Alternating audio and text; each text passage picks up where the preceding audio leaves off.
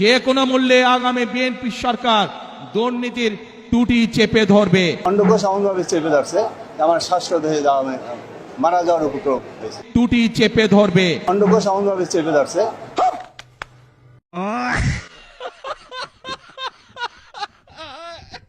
যেদিন হাসিনা চলে যাব আমার জুনিয়রদের সাথে আপনি ক্রস চেক করলেই জানতে পারবেন যে আমি বলেছিলাম যে হাসিনা যেদিন চলে যাবো আমি যে জায়গায় থেকে আমি রাজপথে প্রথমে ঘুমাবো, আমি ঠিক সেদিন কাদার মধ্যে শাহবাগ থানার সামনে আমি রাজপথে ঘুমাইছি 40 থেকে 45 মিনিট, ঘুমিয়ে সোজা বাসার উদ্ধারে রওনা করেছি।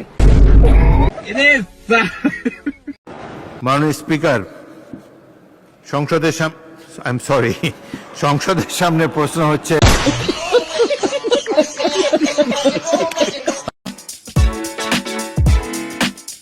আরে কি শেষ বার্তা দিব, বাল খেলছে আজাদ। ও বাবা যত সব বিরক্তকর, ওদের কোনো টাইমিং সেন্স আছে? জানোয়ারেরা কি করলো, এটা কোনো কিছু হইলো? খুবই হতাশ। মানে ওরা ভিনিকে দিয়ে দিত প্ল্যান্টিকটা, বালকে দিয়ে আসে, ইভেন এমন জেদ উঠতেছে যা বলার বাইরে। তারপর কি করলো, হাফ টাইমের পর নামাবে নেইমার রে, কোন বাল ফালাই 70 মিনিট ওভার, তারপর নামাইছে। মানে এটা কি খেলা হয়েছে নাকি ঠাট্টা হয়েছে? আমাদের ইমোশনের মানে মেরে দিছে পাছা।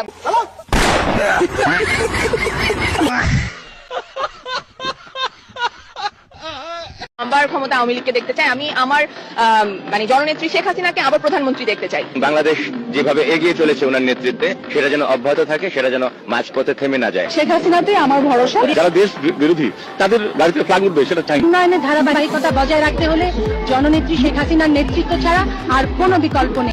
ভোট দিয়ে এই সরকারকে আনতেই হবে, না হলে আমাদের এই অগ্রগতি, আমাদের এই সমৃদ্ধি, আমাদের এই বিশ্বের দরবারে এগিয়ে যাওয়া এটা থেমে যাবে। এই স্বাধীনতার মানুষদের সাথে, মুক্তিযুদ্ধের মানুষদের সাথে আমরা থাকবো। যুদ্ধাপরাধী যারা নির্বাচনে অংশগ্রহণ করছে তাদেরকে যেন আমরা বর্জন করি। তুমি 6-7টা পুরস্কার পেয়েছো, তার মানে এই না তুমি মনোনয়ন পেয়ে যাবে। বলা যায় না, দুই আবার সামনে বসে আছে, মনোনয়ন পেয়েও যেতে পারি।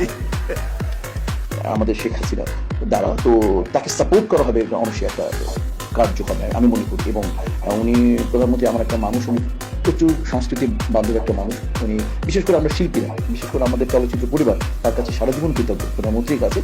আওয়ামী লীগের রাজনৈতিক পতন হয়েছে, আওয়ামী লীগের রাজনৈতিকভাবে নিপাত হয়েছে, নির্মূল হয়েছে, দাফন হয়ে গেছে দিল্লিতে। সেই আওয়ামী লীগ বাংলাদেশে আর কোনোদিন রাজনীতি করতে পারবে না। নূরও একটা যে কোনো হোক একটা গিনিপিগ, আমরা সবাই গিনিপিগ, কিন্তু নূর আরেকটু অ্যাডভান্স গিনিপিগ। নূর হচ্ছে আওয়ামী লীগের একটা বি টিম। নুরু নিজে যখন প্রাইম মিনিস্টারের সাথে দেখা করতে গেল তখন প্রথমে বলেছিল যে আমি ম্যাডাম আপনার অনুসারী ছিলাম। নুরু কিন্তু এত কিছু করছে, নুরুর কিছুই হচ্ছে না। সঠিক বলেছেন। আইনগত কোনো বাধা নাই, উনি ফিরবেন, ফিরে সারেন্ডার করবেন, বেইল চাবেন, সেটা আমাদের নর্মাল সিআরপিসির যে প্রসিজিওর সেটাই উনি ফলো করবেন। মানে বিরোধী দলে যারা থাকে তাদের ছায়া মন্ত্রিসভা গঠনের সংস্কৃতি তো বিভিন্ন দেশে আছে, তো সেই জায়গা থেকে উনি যদি এটা গঠন করেন অফকোর্স আমরা সবাই এটাকে ওয়েলকাম জানাই। এবং ওনারা যদি সঠিকভাবে মন্ত্রণালয় ভিত্তিক ওনাদের যে পরিকল্পনা এবং বর্তমান মন্ত্রণালয়ে কোথায় কি ভুল ভ্রান্তি যদি কিছু হয়ে থাকে সেই ব্যাপারে যদি ওনারা ওনাদের পজিটিভ কোনো ফিডব্যাক দেন যে কি করলে ভালো হয়, আমার মনে হয় সেটা অফকোর্স ওয়েলকাম।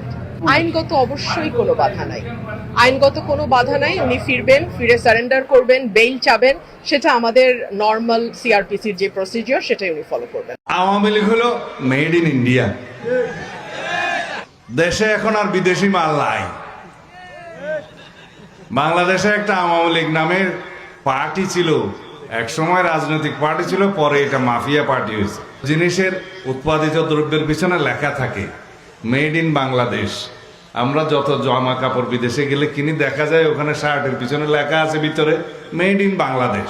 তো এইরকম আওয়ামী লীগ হলো মেড ইন ইন্ডিয়া।